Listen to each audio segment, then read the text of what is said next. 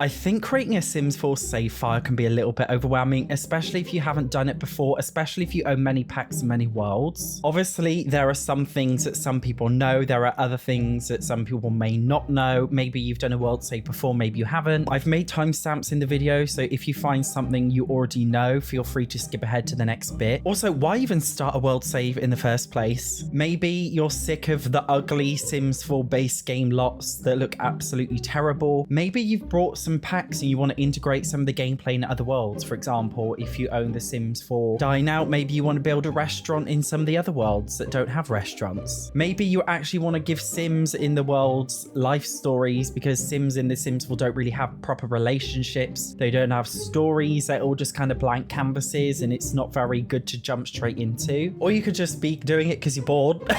Maybe you don't have any friends in the real world.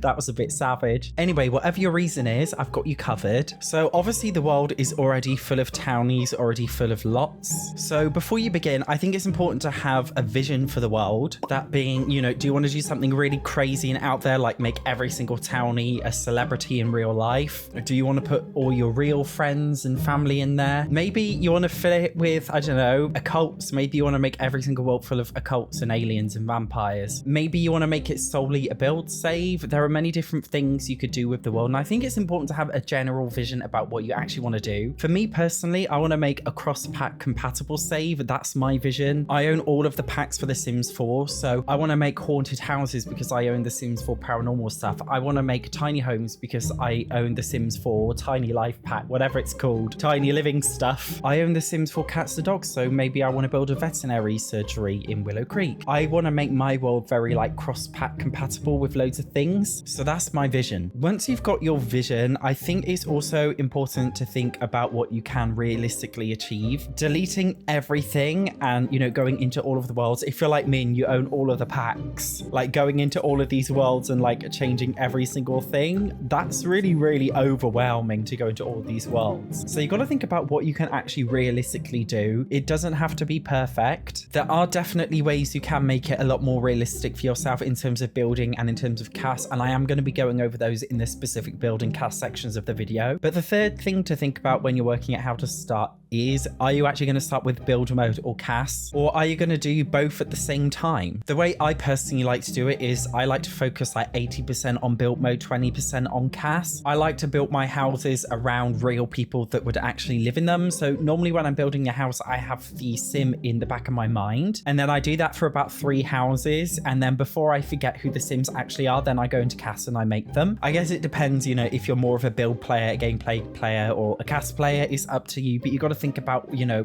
where you actually want to start. As I'm starting with build mode, the first section of how to create a world save will be about building. Obviously, you've got to choose which world to start in. Do not feel like you have to start in Willow Creek because everybody starts in Willow Creek. Like, you don't have to do that. God forbid, don't start with Streamlet Single or Daisy Hovel.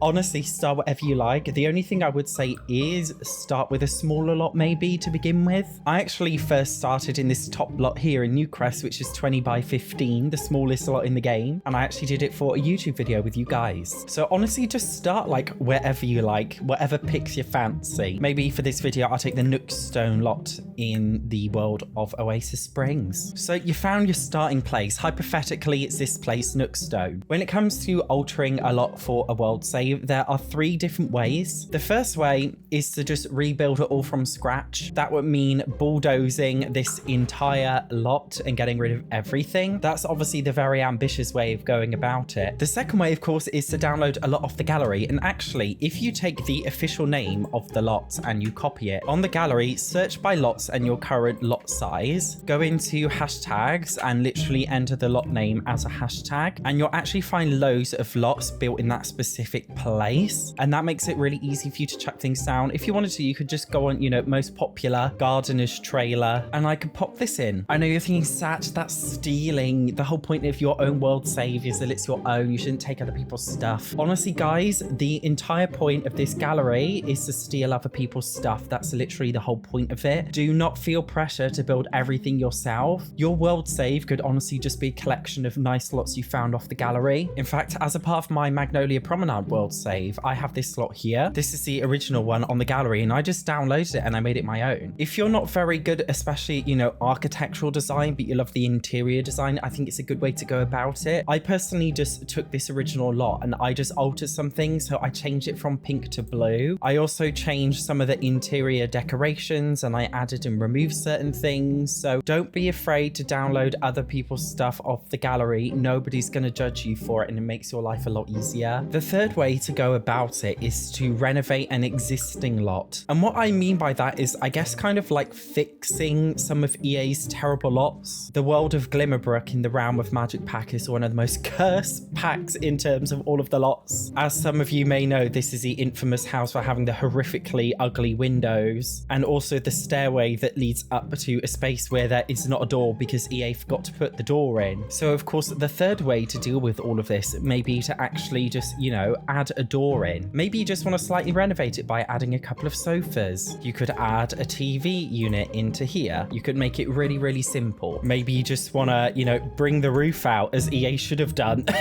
Actually make it look a little bit more normal. Do you know what I mean? So don't feel like you have to be overwhelmed by building things from scratch, because you can download things off the gallery and you can renovate existing things. Another important aspect of build mode is obviously making building fun and getting inspiration. So how to get inspiration? Firstly, you could search online. For the lot I built in Newcrest recently on my YouTube channel, I actually searched for tiny homes in The Sims 4. I found a tiny home that was built in The Sims 4 that I really liked, and I attempted to recreate it. Searching online and recreating things that way can be really, really fun, because although, yeah, you're stealing something off somebody else, because you're not directly just downloading it from the gallery, because you're trying to replicate it, subconsciously you make small changes that suit your style more. And I think it's a good way to get into the habit of building things. Honestly, guys, if you want to be a better builder, steal other people's stuff, try and copy other people's ideas. It's honestly one of the best ways to learn how to build in the game. The next way is to copy real life floor plans. You could literally just search for floor plan, click on something like this, and then attempt to copy it. Obviously, The Sims 4 has the grid, so you can't copy something like this directly. You kind of have to use creative liberties. You could also search for something more specific. Small American suburban house floor plan. Find something like this and honestly just see if you can attempt to recreate it. And by the way, if you go on Pinterest, a lot of them actually have pictures of houses too. Pinterest, by the way, is like honestly an amazing place for like getting inspiration. And it's also great for searching things like modern living room and getting inspiration to do interior design. So searching online is a really great tool. In fact, this house right here was made by one of those Pinterest floor plans. I tried really, really hard to copy exactly, and I mostly did. And when you do copy these things, you build rooms and spaces that you wouldn't have ordinarily thought about. Like by copying this floor plan, I put a closet in the kitchen, which sounds a little bit weird, but it kind of looks a little bit like a pantry almost. And you can come up with, you know, quite quirky ideas. Like I've made this little laundry room in the floor plan. It had like two separate rooms put together, so I managed to turn it into like a laundry space. And I also kind of make like this downstairs tiny bathroom here. So floor plans are a great way to build houses. The next way is by making challenges. As most of you know, a lot of Sims YouTubers are doing every room is a different budget, or a shell challenge, or making each room a different color or something. Although certain challenges, like, you know, every room is a different color, is not very aesthetically pleasing if you're making like a proper nice world save. But downloading shells is a really great way to spark up creativity because it forces you to work in a box. Honestly, I think people are much more creative when they have a box. If you give someone a blank canvas and like do anything you want, it's really difficult to actually know what to do. But if you give them a box and say you can do anything you want, but it must fit inside this box, then you're a lot more creatively challenged and sparked. I actually made this little lot from a little Simsy shell. It was a very old shell that she had. I think it must have honestly been from like a few years ago, but I downloaded it just randomly. Oh, what's that doing there? Pretend that doesn't exist.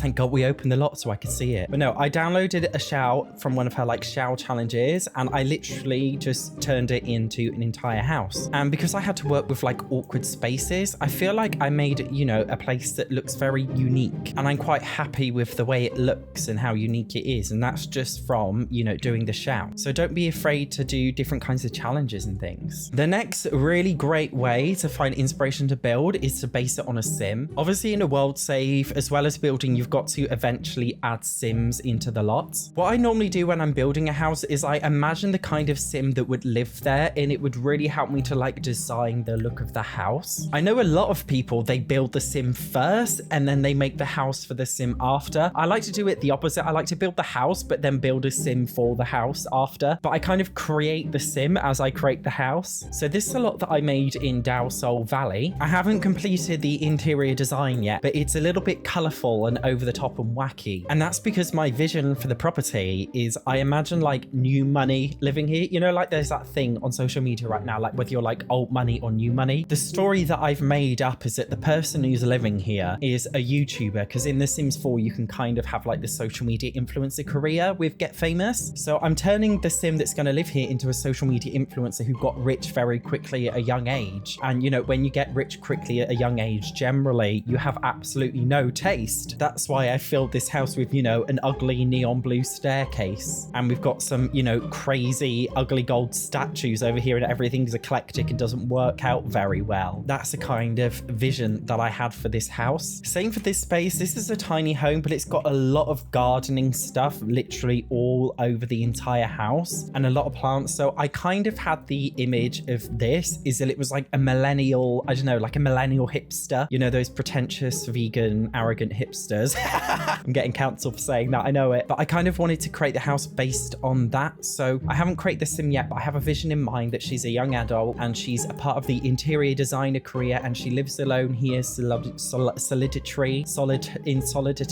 I cannot say that word. I already plan on making one of her traits a hopeless romantic. She's born to be single and alone forever, and that's exactly how she likes it. She's friends with her plants, so that's all she needs. And having that vision in mind when I was building a house, I feel like helped me to create a really nice looking space over here. The next most important thing to always have in mind is gameplay. Obviously not everybody actually plays The Sims 4 right now because it's very broken. A lot of people just like to build, but if you do intend on playing with the places that you've made, make sure that they actually work. You know, you can build a nice space like this. If I place like the coffee table like way too close to this here and the Sims can't even sit down properly, it defeats the whole point. So when you're building, you do generally have to do a little bit of play testing. It can be a chore, it can be boring, I know, but make sure you remember to actually play test a lot of the places you build just to make sure that they actually work and your Sims can use everything there. So moving on to the making Sims part of a world save, this can be a bit of a chore for me anyway. As with building, there are different ways you can go about it. You can refresh existing townies and change them and edit them. You can delete them and make new townies, or you could download townies off the gallery. It's entirely up to you. Starting with the idea of refreshing a townie and changing the way that they look, you might be wondering how to actually change a townie physically. In your cheat window, do your Control-Shift-C, testing cheats on, and then we do cast.full edit mode, and then you shift click a sim and you click modifying cast, and when you do it this way you can edit all of their physical features. So if you want to give Eliza Pancakes, I don't know, a bit of a longer nose or a shorter nose or something, you can. If you want to permanently change her eye color, you can do that. If you want to change her body shape really easily, you can do that. So do not be afraid to use some cheats in there to refresh some of the older townies, the ones that look a little bit tragic like Eliza. After changing their appearance as well, you may also want to change the aspirations, especially if you own a lot of the packs. You know, in your brand new world save, you might want it so Eliza Pancakes, maybe you want to make her have an aspiration to be a master vampire because you own the vampires pack. She's neat, materialistic and a perfectionist, but maybe you want her to be hot-headed. Literally none of the base game Sims townies have any likes and dislikes, so you might want to add or remove some of these from the game, or you can just randomize them if you can't be bothered. And I think it just helps, you know, to give your Sims a little bit more character. If you own Parenthood too, you can also give them family dynamics, which I think is very important. Of course, once you've done this, you've got to do relationships. You think Sims that live in the same neighborhood would be friends with each other, or at least, you know, have met each other at least once, but that genuinely does not happen with The Sims 4. So it's obviously important when you're creating a world save that you make it a lot more realistic. So you might want to get Eliza Pancakes to visit, I don't know, the Goths who live just over in the neighborhood next door. And then when you're here, of course, you can greet Bella Goth and actually make friends. Now, doing this for a lot of townies can take a very long time, unnecessarily long. There are cheats that you can use to modify relationships, so it is console friendly because you can use cheats to do it. If you don't have console and you have PC, I do recommend the MC Command Center mod, and that's because you can use the mod to really easily edit relationships. You can use it to also change sim skills. You can also use it to change a sim's job, and these are things that are really important for making the townies actually feel real and alive. So if you do have a PC, MC Command Center is a must for that. I will pop a download link in the description of this video. If you're on console, it's a little bit more difficult because you have to write out all of the cheats, but the cheats still exist to, you know, change your job, your skill levels, your career, your relationships. So if you do want to change those things, give it a Google so you can see what the specific cheats are, but that's a way to make it a lot more bearable. In terms of general tips, obviously the Sims 4 Infants update has come out. Even before that, the toddler update, you know, toddlers weren't initially in the Sims 4 base game. That's why there's literally no toddlers in any Sims 4 world, because they literally just didn't exist before an update. That's also, by the way, none of the base game houses actually have swimming pools because swimming pools didn't ship in the Sims 4 base game, funny enough. I think that's also another great reason to do the world save, because like there's been so many base game updates to the game that it's, I think, important to update a lot of things anyway. So as I said, adding infants and toddlers to other people's households, and also adding pets, because if you own cats and dogs, obviously you can have them, and I think it'd be nice to, you know, put them in other worlds other than Brindleton Bay. By the way, if you want to do this, it's the same. So you shift click a sim with all the cheats I mentioned before, modifying Cass. Obviously, if you want to add an infant, you can do the play with genetics thing, and you can literally just add an infant into the house from Cass, assuming you can't be bothered to actually make the sim get pregnant. I think it's a, you know, easier way. Same thing with pets. You can create an entirely brand new pet in Cass for your sim when you go into Cass 4 edit mode. And of course, you could do it the lazy way and literally just download, oh my, what on earth is that? You could literally just download something off the gallery and put it in your household. And of course, you can just get rid of them all. That's what I'm going to do with my save. I'm actually getting rid of Bella Goth, the whole Goth family. I'm getting rid of the pancakes, and I'm just going to make it like entirely new for my world save. So it's up to you how you go about Sims. Now, as some general tips, firstly, don't feel like you have to do an entire world at a time. Don't feel like, oh, I've got to start in Willow Creek and I've got to do all of the lots here before I can, you know, move on to Oasis Springs. That's a really terrible way of going about it. You know, I built this lot here, this like courtyard Oasis star home, and then I might go into Dowsol Valley and make the little YouTuber home that I showed you before. Then I might get bored and I think, oh my god, I want to make a vampire house in Forgotten Hollow, so I'll do that. Don't feel like you have to like complete one area before you can move on to the next. Literally just hip hop between different things and it will make it a lot more fun for you. In terms of avoiding getting overwhelmed, firstly, if the fun stops, stop. Oh my god, that sounds like you know, like those like anti-gambling ads, anti-drinking ads. If the fun stops, stop. Gamble responsibly. What? Oh my god, what? That was so cringe of me.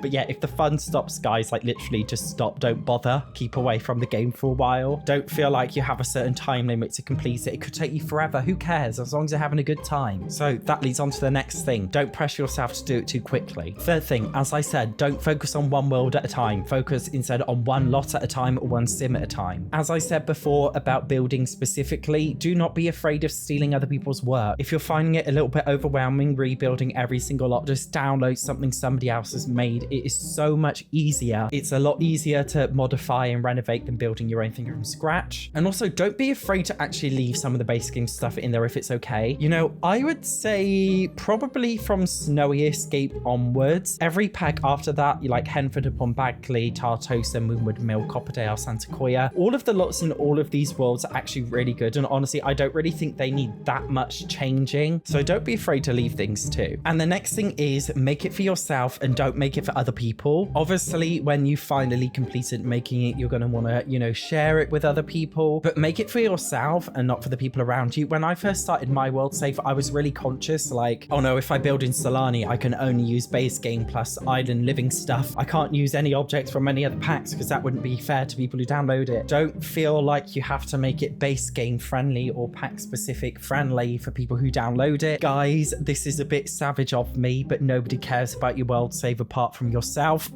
The chances are when you upload it, not that many people are going to download it anyway. Like if you make a world save, you've got to make it for yourself, not for other people. I fell in that trap of trying to make it base game friendly and pack exclusive friendly, and in the end I just gave up and I thought, do you know what, I'm just going to do it for myself. I bought all of these packs and I'm going to use them however I like. And also, if you're thinking of putting something weird in there but you think, oh, other people might not like that, so I'm not going to do it, guys, just do it anyway. Again, as I said, nobody cares. You don't have to make it appropriate for other people and you don't have to make it perfect for other people. You just have to make it fun for yourself. Now, there is some important information. I should have put this at the start of the video. Oops. Well, it's at the end of the video. A treat for those who watch the video till the end. Firstly, we need to talk about custom content. Obviously, some of you use CC for CAS or for build mode. That's fine, but I personally would avoid using CC for a world save initially, unless the whole vision for the save file is that it's going to be totally CC. Like if you want to build like, you know, a totally alpha CC world with alpha CC households, lovely, do that from the start. But if you're the kind of person who just uses, you know, a little bit of CC every now and then, I personally would wait to the very end when you've literally like completed your world save to do that. And that's because over time CC can corrupt. I mean, it won't corrupt your whole game, but you know, sometimes it might result in cursed things happening with your Sims if, you know, an outfit breaks, or build objects might magically go missing if you accidentally delete or move your mod folder or change things. So I would personally make it unmodded to begin with, and then once you've done everything, maybe add CC in at the end. If you do want to add build and CAS CC, I actually recommend making a spreadsheet or Word document with links to the CC, as well as like a brief name and description of them, because if they break, you're going to be missing some objects from your world. So maybe just note down on a spreadsheet what they are and exactly what lots you put all of this stuff in. If it does break and you need to update it or change it, you can easily do so. And as a general disclaimer also about using CC, do not install any gameplay mods and go into live mode when you're creating your save, because if the gameplay mod corrupts something, you're basically screwed and you could, you know, potentially corrupt the save file and ruin it. So please do not go into any save file with mods installed. I think MC Command Center is okay if you're just using it for cheats, changing, you know, relationship values and stuff. But any other gameplay mods, I would avoid them entirely until you actually are ready to play it. And that leads me on to my next point, which is backing up your save file, because things could go wrong. So if you want to back up your world save, I actually recommend going into documents and making a folder just called Sims for backups or something. Next thing you want to do is in the main screen menu, click on load game, and for your world save, you'll see this icon here and it says copy the save file path to the clipboard. You click on this to copy it. What you've got to do is paste, and this will basically show you where it is. So my world save is called slot_00000C. So following this path, I can see 00000C. So what I can do is I can copy that,